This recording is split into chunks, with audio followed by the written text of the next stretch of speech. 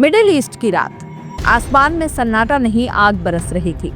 Siren चीख रहे थे, लोग छतों पर खड़े थे और तभी एक चमक, एक धमाका और पूरा इलाका मलबे में तब्दील हो गया। ये कोई फिल्मी सीन नहीं है, ये वो खौफनाक रात है जब ईरान ने इजराइल पर ताबड़तोड़ मिसाइलें दागी और तेल अवीव से लेकर जेरूसलम तक तबाही की तस्वीरें दुनिया के सामने आ गई। लेकिन सवाल सिर्फ मिसाइलों का नहीं है, सवाल है क्या ये सिर्फ ईरान बनाम इजराइल की जंग है या पर्दे के पीछे पूरा मिडिल ईस्ट और पश्चिमी ताकतें खुलकर मैदान में उतर चुकी हैं। बदले की आग या क्षेत्रीय युद्ध की शुरुआत।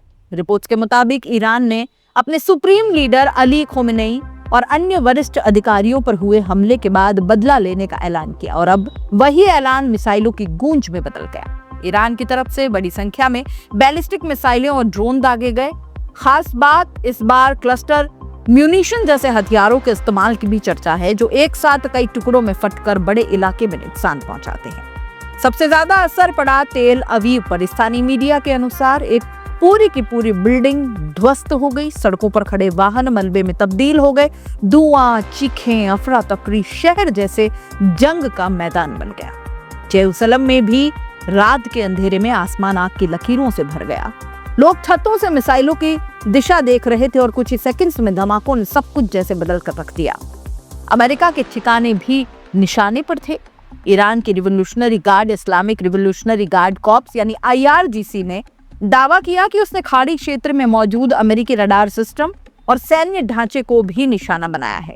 संयुक्त अरब अमीरात में स्थित अल धफरा बेस और कतर के अल उदीद एयरबेस जैसे ठिकानों का जिक्र सामने आया है। हालांकि इन दावों की स्वतंत्र पुष्टि मुश्किल है, लेकिन इतना तय है कि ईरान ने यह संदेश देने की कोशिश की है कि ये सिर्फ इजराइल को नहीं, अमेरिका को भी जवाब है।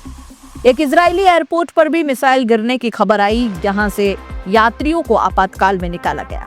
सोशल मीडिया पर वायरल वीडियो में लोग धुएं के बीच भागते दिखे। अब लेबनान की एंट्री, और क्या इससे जंग और भड़की? तो देखिए, जैसे ही ईरान के हमले तेज हुए, लेबनान की तरफ से भी सड़कों पर सैकड़ों रॉकेट दागे जाने की खबरें आती हैं।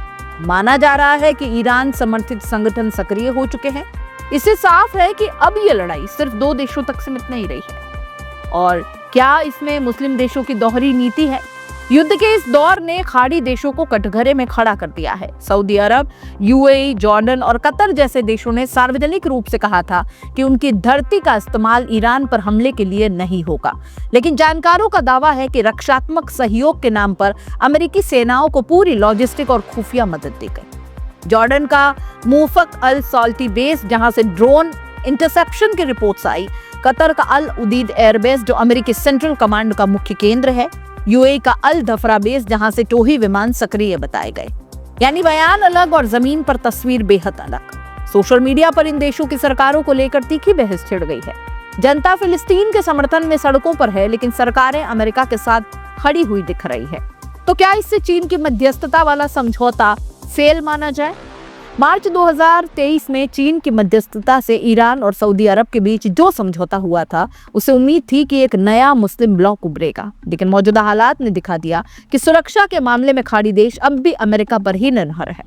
विशेषज्ञ मानते हैं कि अरब शासकों को ईरान के शिया प्रभाव और उसके मिसाइल प्रोग्राम से ज्यादा डर है। उन्हें लगता है कि अगर ईरान क्षेत्रीय महाशक्ति बना तो उनकी राजशाही व्यवस्था पर खतरा मंडरा सकता है। यूरोप ने भी खुलकर बमबारी भले न की हो, लेकिन समर्थन साफ दिखता है। ब्रिटेन ने साइप्रस स्थित अपने बेस से टाइफून लड़ाकू विमान तैनात किए। फ्रांस ने मिसाइल ट्रैकिंग और एयर डिफेंस में सहयोग किया है। जर्मनी ने इजराइल को हथियार और खुफिया डेटा देने में तेजी दिखाई है। यानी अमेरिका अकेला नहीं है, पूरा का पूरा पश्चिमी गठजोड़ उसके साथ खड़ा है। अब दोस्तों, क्या ये तीसरे विश्व युद्ध की दस्तक है? ये सवाल हर किसी की जुबान पर है। मिडिल ईस्ट में चल रही ये जंग अब सिर्फ ईरान बनाम इजराइल की नहीं रही है। ये बन चुकी है अमेरिका बनाम ईरान, शिया बनाम सुन्नी प्रभाव और पश्चिम बनाम प्रतिरोधी धड़ा। सबसे बड़ा खतरा इसमें क्या दिख रहा है कि अगर ये युद्ध लंबा खिंचा तो तेल सप्लाई, वैश्विक अर्थव्यवस्था और एशिया यूरोप की स्थिरता पर गहरा असर पड़ सकता है। तेल की कीमतें उछल सकती हैं, ग्लोबल मार्केट्स में गिरावट आ सकती है और सबसे बड़ा खतरा, ये जंग नियंत्रण से बाहर जा सकती है। अब यहाँ पर असली सवाल क्या है? क्या ईरान यहीं रुकेगा? क्या इजराइल और अमेरिका और बड़े जवाब की तैयारी में है?